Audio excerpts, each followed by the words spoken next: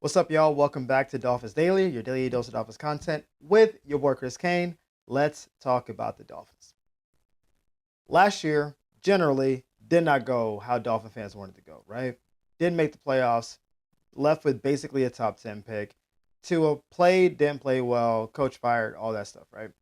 But going into last year and the year before, the Dolphins were the number one rated NFLPA ranking. And NFLPA is like a 17-point scale that weighs everything about how your operation in NFL is run. This is when people say that's a well run franchise versus a not well run franchise. It's not necessarily about the personnel in the field, that's a different thing. This is about how are your facilities? How are you taking care of the family? I'm actually going to go through each of these because I think it's interesting to see what they were. They are treatment of families, home game field, food and dining, your nutritionist, dietitian, locker room, training staff, your weight room, strength coaches, position coaches, special teams coordinator, offensive coordinator, defensive coordinator, head coach, team travel, general manager, and team ownership. So those are all the checkpoints we go down. In the last 2 years, Miami has finished first. This year, first again. Of those 17 points, only three were not A's, which is actually kind of crazy. And the three that weren't A's were, interestingly enough, head coach, which we don't have that same head coach anymore, offensive coordinator, or special teams coordinator, which we don't have the same special teams coordinator, and then treatment of families, which was a B plus. I don't know what to do about that. Maybe some families are more difficult to manage than others, but overall, we got basically A's across the board, except for coach, special teams, and treatment of families. That's pretty wild. I didn't. We got an A for management, and I saw that and said, "That's interesting."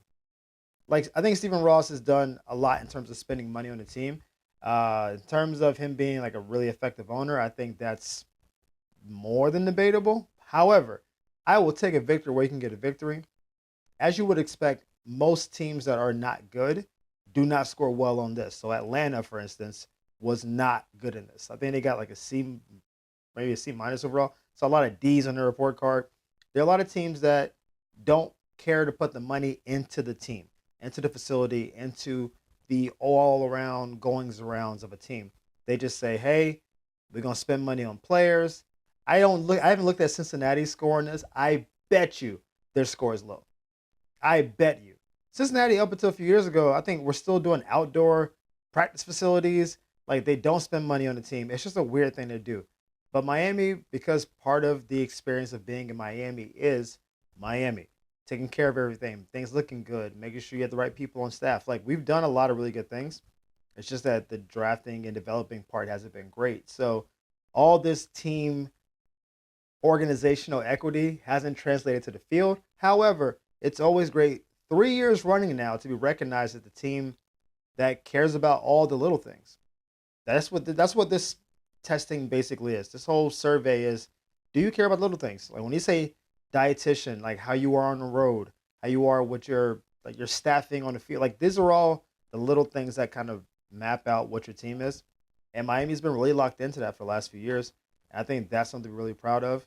We want to see that translate to the field as well, but we will take any victory that we can get. I did a story on this more than a month ago. I think close to 2 months ago now, about Anthony Richardson because y'all know I'm a Gator fan. That's just what it is. No Florida slander on this podcast. That's why we don't slander Kyle Pitts. And Anthony Richardson also will not be slandered. I won't tolerate it. You can feel how you feel. So Anthony Richardson reportedly sourcing is that he's looking to be gone from the Colts. He wants a fresh start. The Colts are trying to figure out the Daniel Jones thing. I think the first question for them is Daniel Jones healthy? Which he currently is not, obviously. He had surgery like 4 months ago. So he obviously isn't healthy now. They're trying to map out, will he be healthy when the year starts? Also, he's not under contract. So they're like, is he going to be healthy? And then what kind of contract does he want? Because he got $14 million last year. And before he got hurt, the Colts were cooking. I mean, we saw game one, what they did in Miami. Woof, disaster. But Daniel Jones for, half to 3 quarters of last year was like, I was hearing Daniel Jones MVP talk. And I was like, what in the world is going on in this world? Like, what in the world is going on in this world? But they don't know if he's going to be healthy. They do want to resign him. I think they have to figure out what that number looks like.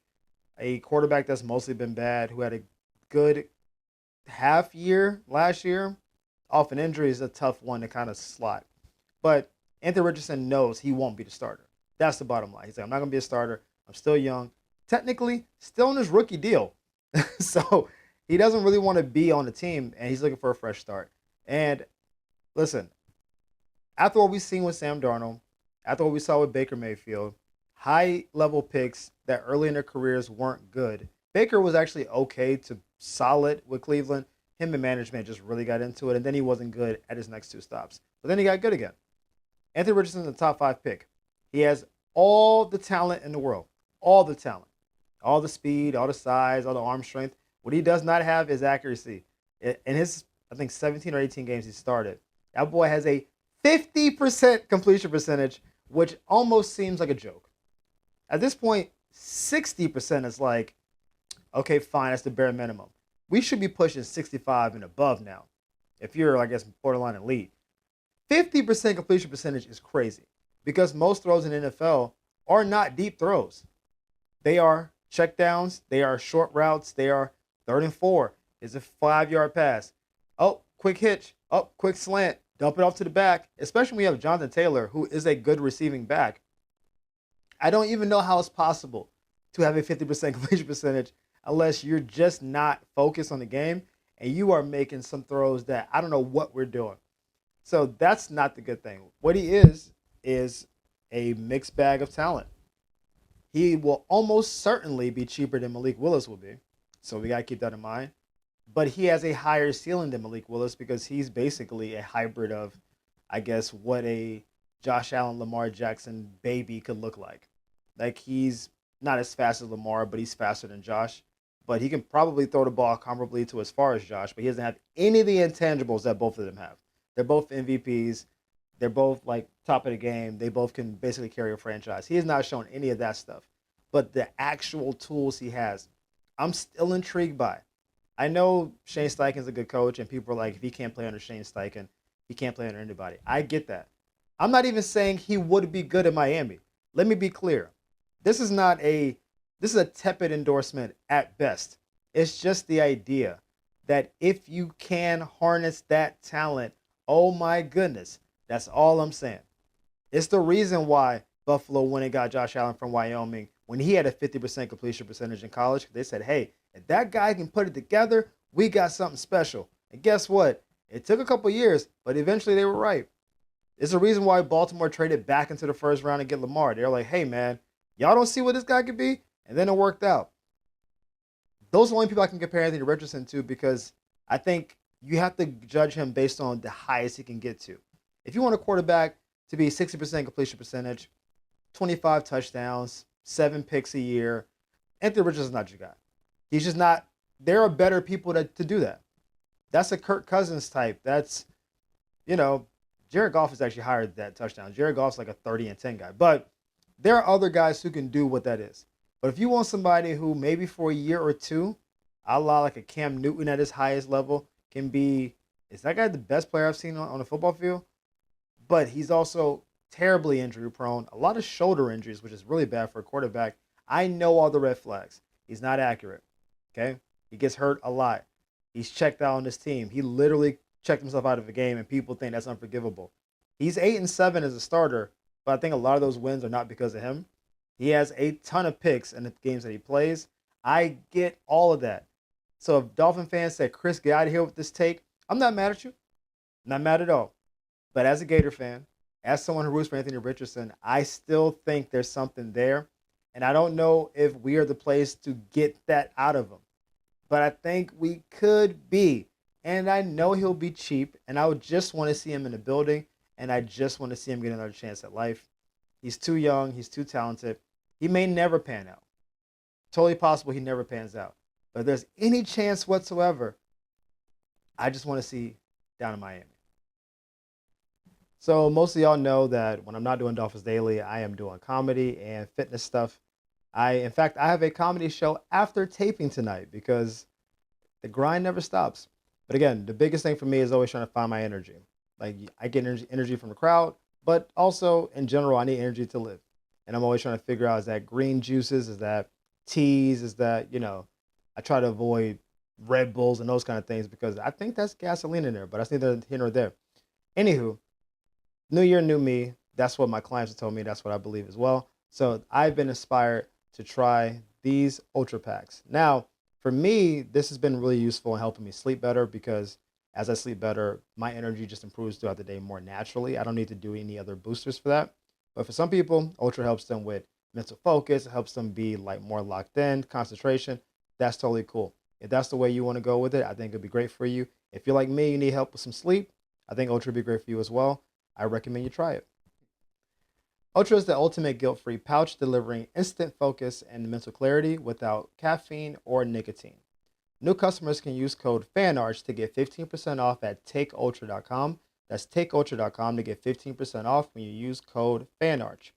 After you make the purchase, they're going to ask you, who told you about us? How'd you hear about us? Just tell them, I heard about you from my old friend Chris Kane over at Dolphins Daily. Obviously, in the draft, we're looking at trenches, right? Coach Halfley's talked about that. I've talked about that. Everyone knows we want to be a tough team. We've been called breakdancers by Chris Broussard and a bunch of other people out here in these streets.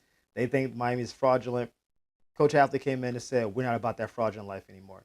So we're obviously looking at defenders as much as looking at offensive linemen, right? I told y'all pre-combine, I was looking at Ruben Bain, and I was hoping his numbers wouldn't come in great because he might fall to Miami. And sure enough, today, that's what happened, right? His arms were a little bit under 31 inches, and they were like 32s, like the line of demarcation, basically. And they're like, oh, man, his arms are really short, and, he's not super tall. And it's exactly what I thought would happen. I almost said verbatim, if his arms come in short, he's not super tall, like, people going to start being like, I know the film is really strong, and he's going to just start falling down. And I think he could fall to Miami. Had his arms been 32 on a dot, he's totally fine, almost certainly top five pick. But he didn't. So Coach Halfley was asked, like, what is it that you're looking for as a defensive-minded person? Like, as a talent, what are you looking for? Here is what he had to say. He said, yeah, I mean, certain edge guys, when you watch the film, it starts to me with the ability to rush the passer, and then can they play the run? Then what you do, you look at if some of them are bigger. For example, you get a 275-pound edge rusher that maybe is more of a speed to power guy. Can he go inside and kick in and beat a guard with his quickness? Maybe he's not a speed rusher on the outside, but maybe you get him into a passing situation, you can kick him down on the inside. So that's basically, I mean, I said pass rush yesterday. I feel like, was he watching Dolphins Daily? Like I said, I like a lot of this stuff about you rush the passer first, everything builds from there. But the idea that, are you just a pass rush specialist and you can't stop the run? If that's the case, you're going to get the Micah Parsons treatment. And then Micah Parsons is all world, right? All pro, possibly on a Hall of Fame trajectory if he keeps going. We get that. But Micah Parsons can be run on. You run at Micah Parsons enough and he will get punked. He's not trying to stop the run. I'm not saying he cannot stop the run. I'm saying he wants to rush the passer. Like, he technically is a linebacker that plays defensive end. And he is like, hey, I'm trying to get up the field. And if you run at me, am I going to get off that block and make a tackle? You don't also move him inside because he's a little bit slight in frame. So he is exclusively an outside rusher. And as a stand-up linebacker, he hasn't shown to be as productive as you would like for someone of his caliber and pay scale to be, right? But there's some edge rushers like Daniil Hunter, who is obviously awesome at rushing the passer, multiple seasons in double-digit sacks. But Daniil be getting involved in the running game too. He will get you above him, and he will go make a tackle. It is why partially Houston is as good as they are, because Will Anderson is the same way. They got two guys that obviously get upfield, but also stop the run. They can rush upfield, flow back, get that offensive lineman off of me, help out in the run game. Depending on what your skill set is, yeah, you may play on the outside more, but if you have a versatile defensive lineman guy that you can kick inside, and now you can start playing games where y'all doing inside stunts, you do like we're doing a double bull rush at the center, like you're doing a lot of different things because you can do all those things, then I think why not look at that player? If you're 230 pounds and you can only play on the edge, we can't kick you inside. You can get swallowed up by a 310-pound guard because they're 80 pounds heavier than you. You can't do that. But if you're so heavy that all you can do is bull rush, all right, we're probably not going to put you on the edge. You got to play inside. So I don't know if this like narrows down who we're looking at in particular, but the idea of we want someone that can do both, I think is totally cool. And the primary thing is we need someone that can rush the passer. He didn't say stop the run first. I think Kenneth Grant was the stop the run pick first because we were terrible at stopping the run. And let's be honest, last year, for most of the season, we weren't great at stopping the run, except when we played not good teams. And all of a sudden, our run defense shot through the roof. So you would think Kenneth Grant with another year. You would think Benito with another year. You would think Zach a year removed from kind of coaching these guys up. We should be interiorly pretty good at stopping the run. And with Jordan and everybody at the linebacker core, we should be better at stopping the run next year. But we definitely need a pass rush. I got a lot of trepidation about Chop. I'm just going to say it right now. I'm going to do a full thing on Chop at some point. But if Chop is our main pass rusher, we don't have a pass rusher as of now. We need to get someone that can make Chop our number 2 rusher. Let's just call it what it is. If Chop's our number 1 rusher, we've got problems next year. But Chop's number 2, then, you know, if he improves at all, we're in an okay place. So I like where Coach's head is at. I'm in the same place. That's why I like Ruben Baines so much, because I do think because of his arm length, he will most likely play a little bit of both inside and outside. And his biggest claim to fame is he is strong. There's draft guys saying he's the strongest D lineman I've ever evaluated. And I don't think it's hyperbolic. You see him on film. When he gets his hands on you, he is moving people. He helps in the run. He gets upfield. He obviously rushes the passer. He just got short arms. And I think that could lead him on falling to Miami. We'll see about it. But as a player, he kind of fits the bill of what Coach Hafley was talking about. So hopefully there's some kindred spirit thing happening here. And we can sign him because I think he's awesome. And he'll be a great addition to the team. But as always, y'all, thank you for tuning in to Dolphins Daily. We appreciate the love and support. Thank y'all for the likes and the subscribes. We'll see you next time on Dolphins Daily.